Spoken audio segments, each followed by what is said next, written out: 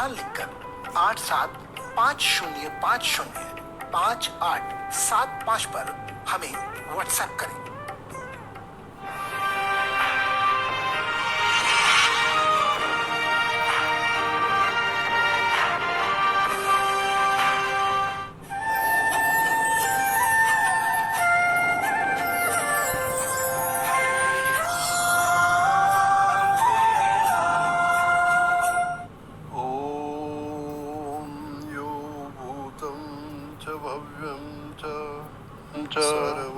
सर्वं यश्चादितिष्ठति स्वरयस्य च केवलं तस्मै ज्येष्ठाय ब्रह्मणे नमः। महर्षि विश्वामित्र के साथ राम और लक्ष्मण जाते हैं। सिद्ध आश्रम में विश्वामित्र यज्ञ प्रारंभ करते हैं।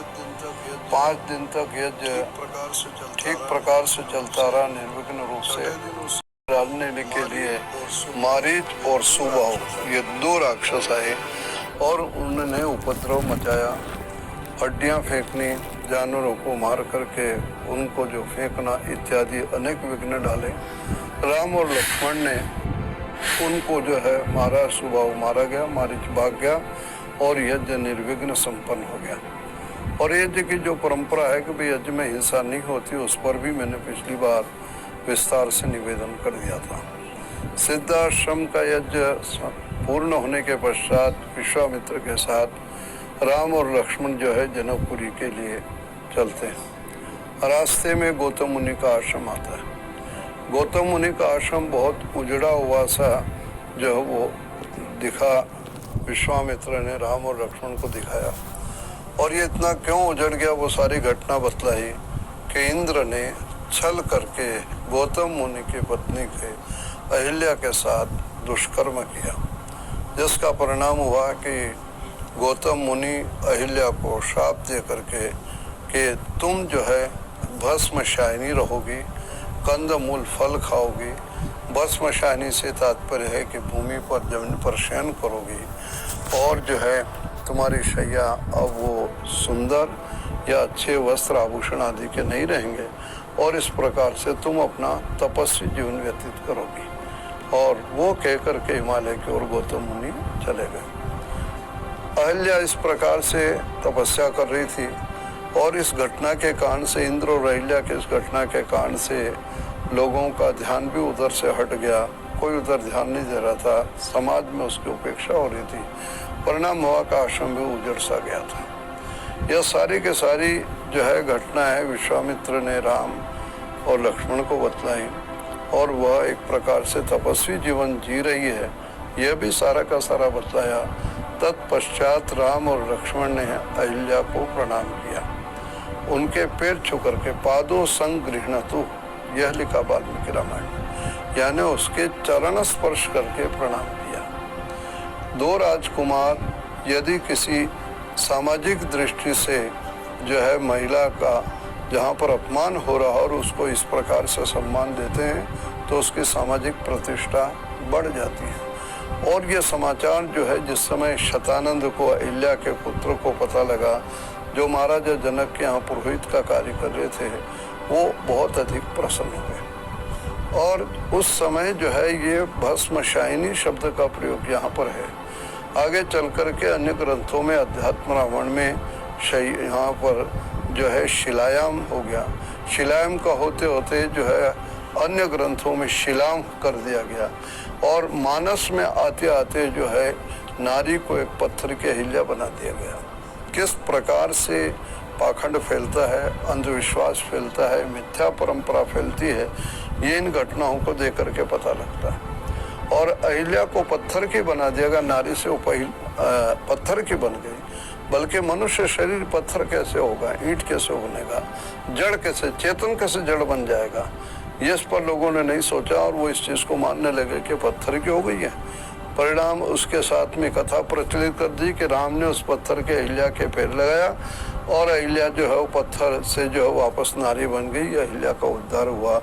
तो न तो हाथ पैर किसी के लगाने से पत्थर से मनुष्य बनता, न मनुष्य से कोई पत्थर बनता है, लेकिन अंधविश्वास के कारण से इस प्रकार की मिथ्या परंपरा लोगों में प्रचलित हो जाती है और वही मिथ्या परंपरा जो है अहिल्या के साथ में लोगों ने जोड़ दी। इस प्रकार की अनेक मिथ्या परंपरा इस देश के अंदर मजहब के नाम पर चलने वाले लोगों ने भिन्न भिन्न कथाओं को लेकर के जो वो इस प्रकार से चला दिया। जैसा मैंने निवेदन किया था कि हनुमान जी को लेकर के भी इस प्रकार से चमत्कार जोड़ दिए गए कि उन्होंने उदय होते हुए सूर्य को अपने मुंह में ले लिया और तीनों लोगों के अंदर अंधेरा हो गया। क्या सूर्य जितना पृथ्वी से 13 लाख गुना बड़ा सूर्य है, उसको एक बालक मुंह में ले सकता है क्या, या आ सकता है क्या? जितनी धरती विशाल, इस धरती से भी 13 लाख गुना बड़ा सूर्य, और 2 फीट का जो बच्चा, उसका मुंह जो कितना छोटा होगा उसमें सूर्य को, और निकालने की अजब तरीके लोगों ने निकाल दिए हैं कि बच्चे को गुदगुदी करें और बच्चा हंसेगा और उसमें से सूर्य निकल जाएगा। तो इस प्रकार के जो है अंधविश्वास जो है लोगों में प्रचलित कर दिए गए। उस अंधविश्वास के कारण से लोग जो धर्म के मामले में बुद्धि का प्रयोग नहीं करते रहे, जबकि शास्त्र तो इस बात को कहता है कि यस तर्केण अनुसंधत्ते सधर्मम वेद। भाई धर्म तो आप उसको समझना जो तर्क की कसौटी पर ठीक प्रकार से कसा जाए। यदि सांसारिक विषयों के बारे में भी हम चीज को तर्क को लेते हैं, व्यक्ति बाजार के अंदर जाता है सब्जी खरीदता तो वो भी 2 जगह भाव का पता करता है, अंधा बन करके नहीं लेता है।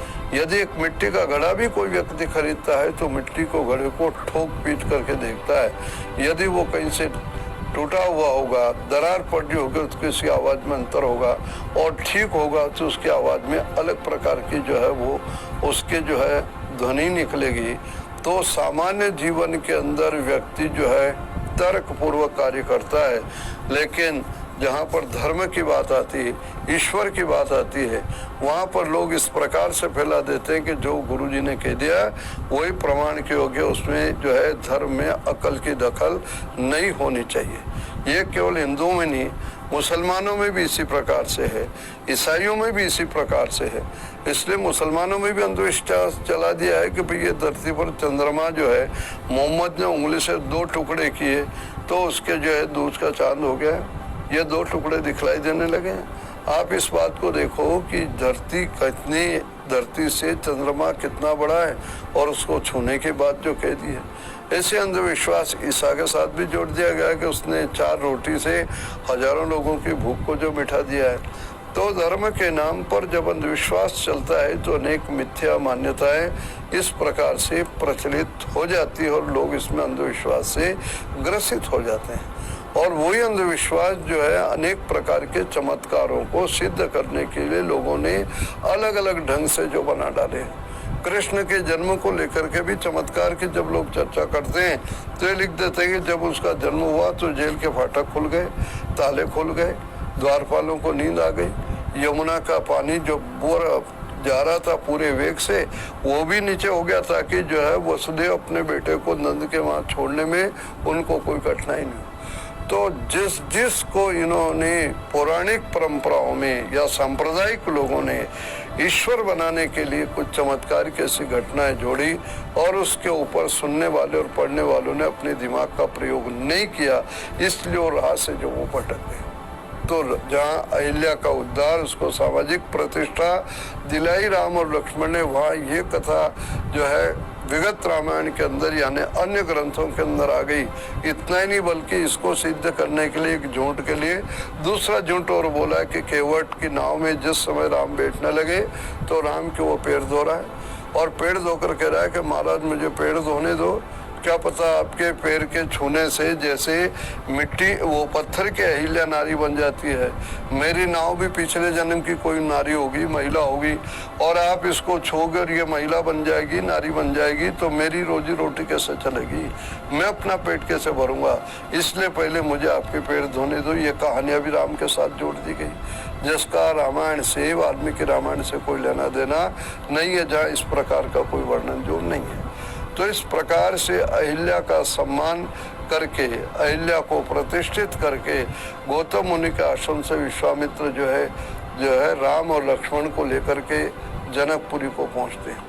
महाराजा जनक के वहाँ पर पहुँचते हैं। शतानंद को जब पता लगा इस बात को लेकर के तो वो बड़े प्रसन्न हुए और महाराजा जनक ने विश्वामित्र का और राम और लक्ष्मण का उस समय जो स्वागत किया। स्वागत के साथ साथ शिव धनुष वहाँ पर जो है विश्वामित्र को और राम लक्ष्मण को दिखलाया। जनक ने इस चीज को कहा है कि याद दिलाए कि यह शिव धनुष है, भगवान शिव का ये धनुष है। देवताओं ने हमारे पूर्वजों के पास इसको धरोहर के रूप में जो रखा है, धरोहर के रूप में इस चीज को रखा है और मैंने जो है यह संकल्प ले रखा है, मैंने निश्चय कर रखा है कि जो इस धनुष के ऊपर प्रत्यंचा चढ़ा देगा, डोरी चढ़ा देगा, उसी के साथ मैं अपनी पुत्री का विवाह करूंगा। पुत्री के लिए वहाँ वाल्मीकि रामायण में मम आत्मजा शब्द का प्रयोग आता है। योगिन्यास्तनया यानी योगिनी के शरीर से उत्पन्न होने वाली मम आत्मजा मेरी पुत्री सीता थी, उस सीता का विवाह करूंगा। ब्रह्म किस प्रकार से अलग अलग एक शब्द के जहाँ पर अनेक अर्थ होते हैं, उन अर्थों के कारण के किस प्रकार का भ्रम हो जाता है। संस्कृत में धरणी जो है वो धरती को कहते हैं और धरणी जो है जनक की पत्नी का दूसरा नाम धरणी भी था।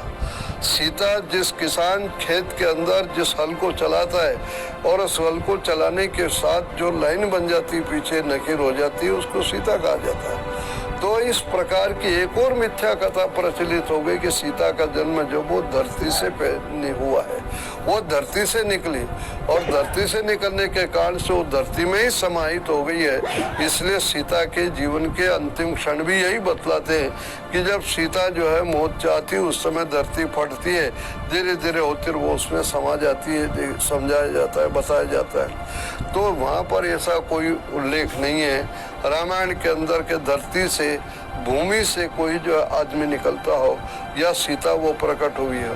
धरणी जहाँ पर उसका नाम है, जहाँ पर जनक की पत्नी का, वहाँ पर धरणी पृथ्वी भी अर्थ है, उसका नाम भी है और दूसरा नाम योगिनी भी आया। वाल्मीकि रामायण में स्पष्ट जो है योगिन्यास तनयाम, यह योगिनी के गर्भ से उत्पन्न होने वाली पुत्री। और आगे उसने कहा है कि ममात्मजा, यह मेरी बेटी जो है, आत्मज मने मेरे जो है औरत संतान ही है। सीते थी विश्व होता है, सीता नाम की जो है पुत्री है, इसके साथ उसी का विवाह होगा। अनेक बार अनेक राजा और महाराजा आए और उन्होंने इस प्रकार का प्रयत्न किया कि किसी प्रकार से धनुष को ऊपर प्रत्यंचा चढ़ा सके, लेकिन धनुष को उठा भी नहीं पाए।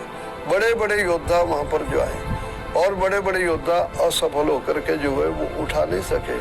यह बात विश्वामित्र से महाराजा जनक ने बतलाई और जो प्रत्यंचा चढ़ा देगा उसी के साथ जो है सीता का विवाह किया जाएगा। और ऐसी शर्त को सुनने के पश्चात विश्वामित्र ने जो है राम से इस बात का जो आग्रह किया कि भाई आप प्रयास करो। तो राम ने जो इस धनुष को उठाया और प्रत्यंचा चढ़ाई।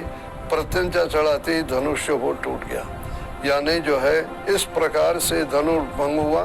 धनुष के भंग होने के पश्चात सीता का स्वयंवर राम के साथ होता है। राम के साथ होता है, उसी के साथ जो है उर्मिला जो सीता की छोटी बहन थी उसका लक्ष्मण के साथ होता है। कुशध्वज की जो जनक के छोटे भाई थे उनकी जो दो लड़कियां थी पांडवी और शुद्धकीर्ति, वो भरत और शत्रुघ्न के साथ विवाह होता है। ये धनुष भंग की सूचना जब राम ने धनुष तोड़ दिया उसके बाद महाराजा दशरथ को सूचना दी गई। महाराजा दशरथ जो है अयोध्या से जो है वर यात्रा बारात लेकर के आए, साथ में जो है भरत और शत्रुघ्न भी आए और विवाह संस्कार इनका किया गया। राजा दशरथ की कितनी पीढ़ियों का वहाँ कई पीढ़ियों का जो है वहाँ परिचय दिया गया। जनक की भी कई पीढ़ियों की चर्चा वहाँ पर की गई और वैदिक मंत्रोच्चार के साथ जो है वहाँ इन चारों भाइयों का, इन चारों पुत्रियों के साथ विवाह हुआ। विवाह होने के पश्चात इनका विवाह हुआ, इनका स्वागत और सत्कार राजा दशरथ का और जो है जनक की ओर से स्वागत किया गया। विवाह संस्कार होने के पश्चात ये वापस अयोध्या की तरफ लौट रहे हैं। अयोध्या की तरफ जो लौट रहे हैं तो मार्ग के अंदर परशुराम जो मिल जाते हैं और परशुराम जिस समय मिलते हैं उस समय बड़ा क्रोध करते हैं और क्रोध करने पर जो है, क्योंकि परशुराम ने अनेकों बार क्षत्रियों का विनाश किया, जिसके लिए कहा जाता है कि 21 बार उन्होंने क्षत्रियों का विनाश किया। तो राम से आकर कहते किसने ये धनुष तोड़ा और किसने धनुष भंग किया। वहां पर जो है बड़े क्रोध में जब वो बोलते हैं, उस समय राम जवाब देते इस बात को कहते हैं कि आप ब्राह्मण हो इसलिए मैं आपको प्रणाम करता हूँ, आप विश्वामित्र के संबंधी हो इसलिए भी मैं आपका सम्मान करता हूँ, इसलिए मैं आपका प्राण हरण नहीं करूँगा, मैं आपका प्राण हरण करना नहीं चाहता। आप देखिए कि इस घटना के द्वारा जो वाल्मीकि रामायण के अंदर मिलती है, इससे भी स्पष्ट होता है कि राम भी मनुष्य थे और परशुराम भी मनुष्य थे। पौराणिक परंपराओं में राम को और परशुराम को दोनों को ईश्वर का अवतार बता रखा है। अब ये कैसा ईश्वर का अवतार है कि जो एक दूसरे ईश्वर को नहीं जानता है। वैसे तो ईश्वर के अवतार के बारे में परंपरा यह है कि जब धर्म का नाश होता है, अधर्म की वृद्धि होती है, तब जाकर के परमात्मा अवतार लेता है। गीता का प्रसिद्ध श्लोक अवतारवादी प्रस्तुत करते रहते हैं, यदा यदा ही धर्मस्य ग्लानिर्भवति भारत, जब धर्म की ग्लानि होती है, अभ्युत्थानम अधर्मस्य तदा आत्मानं सृजाम्यहम्, जब अधर्म ज्यादा फैल जाता है तब मैं जन्म लेता हूँ।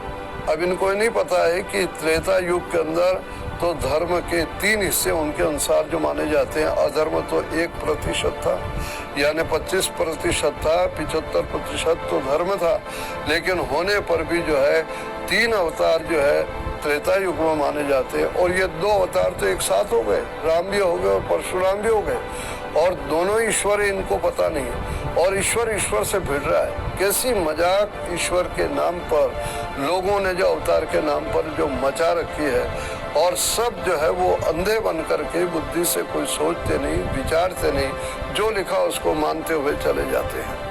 इसलिए इस चीज को कहा गया है कि भाई जिस परमात्मा ने सारी दुनिया को बनाया हो, बिना शरीर को धारण किए यदि सूर्य को बना सकता, चंद्रमा को बना सकता है, इस विशाल ब्रह्मांड की रचना कर सकता है, सब प्राणियों के शरीर की रचना कर सकता है, तो क्या एक दुष्ट को मारने के लिए वो शरीर को धारण करेगा? यानी रावण को मारने के लिए राम जो है गर्भ के अंदर आएंगे। इसी प्रकार से कंस को मारने के लिए कृष्ण को जन्म लेना पड़ेगा। तो एक राक्षस को मारने के लिए परमात्मा को जो है वो जन्म लेना पड़े, वहाँ तर्क इस बात को कहता है किसी वस्तु को बनाने में ज्यादा श्रम लगता है, बिगाड़ने में तो बहुत कम लगता है। जब उसका पैदा हुआ, जन्म हुआ, उस समय भगवान की जरूरत नहीं पड़ी, और जब मारने की आवश्यकता पड़ी तब जो है भगवान की जरूरत पड़ गई, इसलिए उसको अवतार लेना पड़ा। जब परमात्मा संसार की रचना बिना शरीर के कर सकता है, प्राणियों के शरीर की कर सकता है, तो प्राणियों को मारने के लिए भी उसको शरीर के धारण करने की आवश्यकता नहीं है।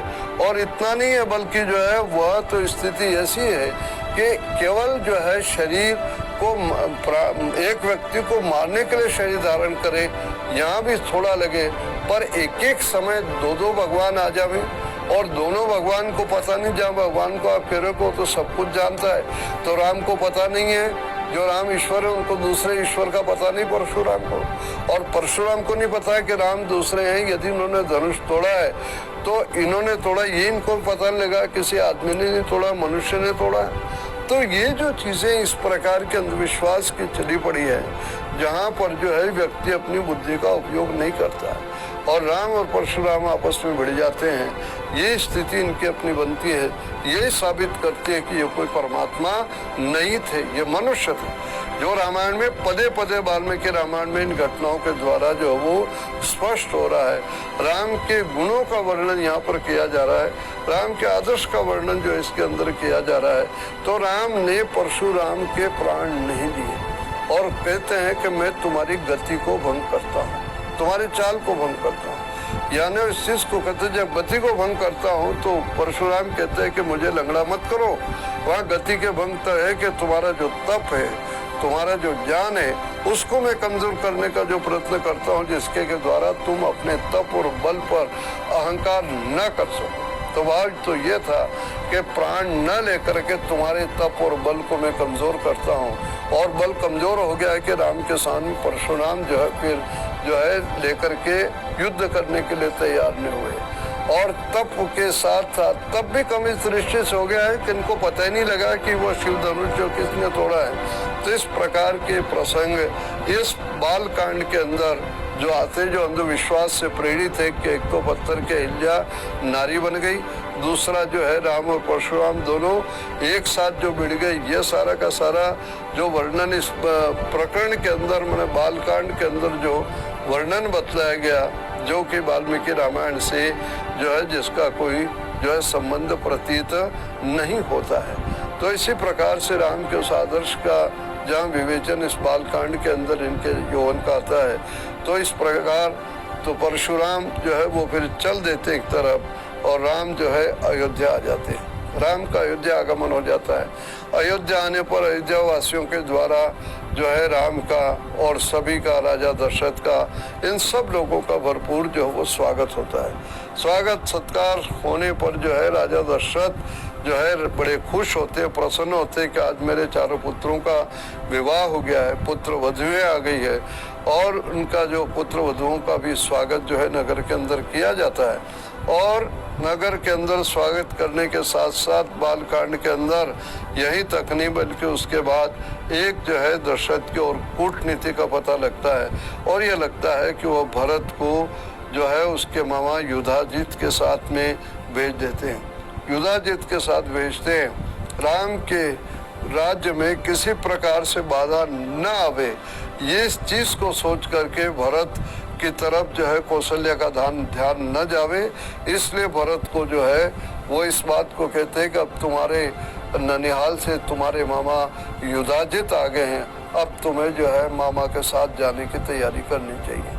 तो इस प्रकार से बालकांड के अंदर जो है यहाँ पर महाराजा दशरथ भरत को युधाजित के साथ ननिहाल भेज देते हैं, और राम जो है जहाँ के अंदर रहते हैं, राम के अनेक गुण होने के कारण से प्रजा उनको बहुत चाहती है।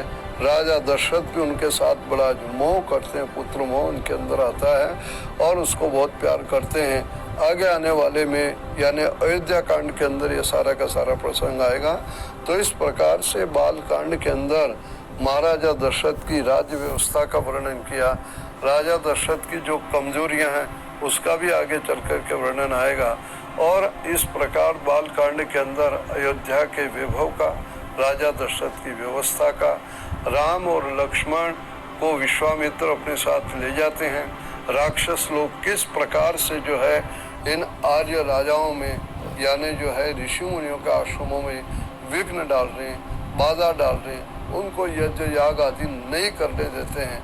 और इनका कितना भय और आतंक जो है पूरे देश में उस समय फैला हुआ, जिस भय और आतंक के कारण से जो है विश्वामित्र जब राम लक्ष्मण को लेने के लिए आते हैं तो विश्वामित्र को जो है राजा दशरथ मना कर देते हैं और इस बात को कहते हैं कि भाई मेरी सेना चलेगी, मेरे योद्धा चलेंगे, मैं स्वयं चलूँगा, किंतु तुम राम और लक्ष्मण को, मेरे बेटों को मत ले जाओ, ये बहुत छोटे हैं, बहुत कम उम्र है। जबकि वो छोटे नहीं थे, छोटे वो नहीं थे, उसके बावजूद भी वो कह रहा है क्योंकि उसको रावण का भय है। रावण के साथ अनेकों बार युद्ध में वो भिड़ चुका है। राजा दशरथ देवासुर संग्राम में अनेक राक्षसों से भी वो इस प्रकार से जो है वो युद्ध किए हुए हैं, उनको सारी की सारी चीज़ का पता था। लेकिन विश्वामित्र के मन के अंदर एक भावना थी कि यज्ञ की रक्षा तो होगी ही होगी, लेकिन साथ में जो नौजवान हैं, आने वाले समय में जो राजा बनने वाले हैं, राम है, उनको मुझे कुछ जो जिन शस्त्रों को मैं जानता हूँ, जो शस्त्र संचालन की विद्या मेरे पास है, जो हो सकता है कि दशरथ के पास न हो, तो ये ऋषि और मुनियों का क्षेत्र सुरक्षित रहे, उसके लिए एक नौजवान को अपने उत्तराधिकारी के रूप में मैं अपने शस्त्र प्रदान कर दूं। इसलिए राम और लक्ष्मण को ले जाना चाहते थे। उस समय आप देखो कि वशिष्ठ का कितना प्रभाव था, यानी पुरोहितों का कितना, कुल गुरु का कितना प्रभाव हुआ करता था। विश्वामित्र को जब ये पता लगा कि वशिष्ठ के पास हो गए, वशिष्ठ ने राजा दशरथ से कह दिया कि तुम्हारा कुल गुरु कह रहा है, कुल पुरोहित कह रहा है, तो तुम्हें जो है विश्वामित्र के साथ राम लक्ष्मण को भेज देना चाहिए। परिणाम हुआ कि दशरथ कुछ नहीं बोल पाया, राम लक्ष्मण को विश्वामित्र के साथ कर देता है। पहली रात्रि जिस समय सरयू के तट पर विश्वामित्र बिताते हैं, तो विश्वामित्र ने राम को बला और अतिबला नाम की विद्या दी। और इस बात को बतला है कि तुम कभी असावधान रहोगे, निद्रा के वशीभूत रहोगे, तंद्रा के वशीभूत रहोगे या और ध्यान आदि में रहोगे, तब यदि दुश्मन तुम्हारे पर शत्रु आक्रमण करेगा तो वो उसके अंदर सफल नहीं होगा। यदि राम को वो नहीं ले जाते तो बला और अतिबला विद्या विश्वामित्र के साथ ही चली जाती। तो इस प्रकार से उन्होंने दी। उसके बाद ताड़का का जब वध किया, उसके बाद भी विश्वामित्र ने कुछ शस्त्र जो है राम को प्रदान किए ताकि वो शत्रुओं को, राक्षसों को मार सके। और उस उपद्रव रहित जो है क्षेत्र को, ताड़का को मार के उन्होंने किया। उसके बाद आप देखोगे कि मार्ग में जाते हो गौतम मुनि का आश्रम पड़ा, अहिल्या को सामाजिक प्रतिष्ठा प्रदान की। सामाजिक प्रतिष्ठा प्रदान करके जो है सिद्धाश्रम में यज्ञ जहाँ किया, मारीच भाग गया, सुबाहु जो है वो किसी प्रकार से जो मर गया, राम ने मार डाला उसको, मारीच किसी प्रकार से भाग गया। और अहिल्या का गौतम मुनि के इस आश्रम को जहाँ पर उन्होंने सम्मान दिया, जनकपुरी के अंदर गए। जनकपुरी के अंदर महाराजा जनक के यहाँ शतानंद जो पुरोहित था वो अहिल्या का पुत्र था। उसको बड़ी प्रसन्नता हुई कि मेरी माँ को सामाजिक प्रतिष्ठा वापस प्राप्त हो गई। राजा जनक की उन शर्तों को राम ने पूरा किया। जो धनुष था शिव की धरोहर, जो शिव का धनुष था, देवताओं ने उनके पूर्वजों को पास धरोहर के रूप में रखा। वो सारी की सारी जो है उसको धनुष के भंग करने की, प्रत्यंचा चढ़ाने की भी शर्त राम ने पूरी की। और सीता का राम के साथ विवाह हुआ। राम का अकेले का नहीं, चारों भाइयों का एक साथ विवाह हुआ। मार्ग में जब आ रहे थे तो परशुराम मिले।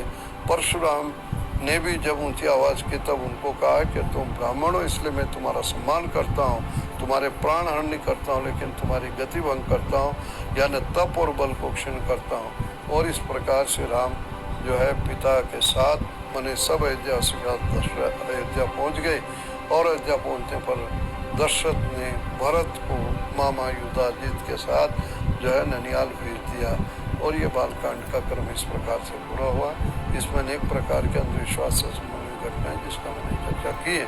आशा है कि प्रकरण विरुद्ध और अंधविश्वास से ग्रसित उन घटनाओं से हम दूर रहते हुए रामायण का स्वाध्याय करके इसकी महत्ता को समझने का